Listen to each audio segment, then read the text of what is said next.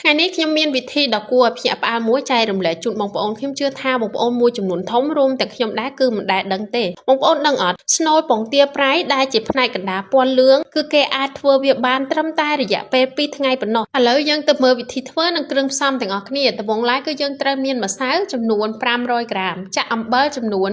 250ក្រាមជាប្រភេទអំបិលម៉ត់រួចហើយយើងត្រូវយកអំបិលហ្នឹងប្រហែល